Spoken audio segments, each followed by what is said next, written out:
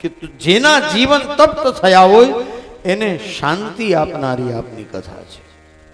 તપ્ત જીવન એને શાંત કરનારી છે. તવ કથામૃતમ, આપની કથારૂપી અમૃત છે. તપ્ત થયેલા જીવનને શાંતિ આપનારું છે.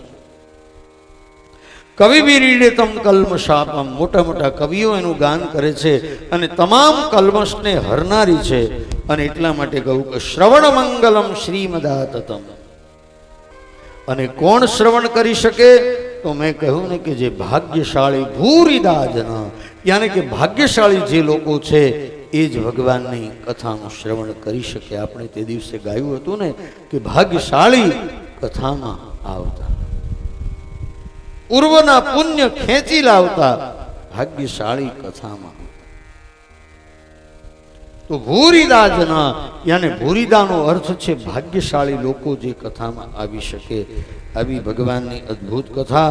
અને આગળ કહે છે કે પ્રહસિતમ પ્રિય પ્રેમ વિક્ષણમ વિહરણં ચ તે ધ્યાન મંગલમ રહસી સંવિદો યારદિ સ્પૃશઃ કુહકનો મનઃ ક્ષોભયંતિ. બહુ સરસ ગોપીઓએ પોતાના ભાવો રજૂ કર્યા છે. 19 શ્લોકમાં ગોપી ગીત બનેલું છે. એમાં 18 શ્લોક એ લલિત છંદ અને લલિત રાગની અંદર આબદ્ધ છે. પણ આપણે એનો રાગ શિવરંજની કર્યો. પ્રભુ જલ્દી પધારો.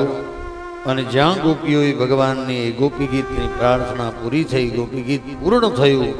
અને હવે ઘટના એ ઘટી છે કે ગોપીઓ ચોધાર આંસુએ રડે છે. અને ચોધાર આંસુએ રડી એટલું જ નહીં, જોર જોરથી રડવા લાગી છે. આખા વૃંદાવનને ગજાયું છે. એટલે ભાગવતની અંદર લખ્યું છે કે ઇતિ ગોપ્ય પ્રગાયંત પ્રલપંત્યશ્ચ ચિત્રધા રુરુદુ સુસ્વરમ રાજન કૃષ્ણ દર્શન લાલસા. એક સ્વરમાં જોર જોરથી ગોપીઓએ રુદન કર્યું અને એ રુદનને સાંભળ્યું એવું જોરથી રુદન કર્યું છે કે આખા વૃંદાવનને ગજાયું છે. પણ શું કામ રડી? તો કે કૃષ્ણ દર્શન લાલસા, ભગવાન કૃષ્ણના દર્શનની લાલસામાં ગોપી રડી છે.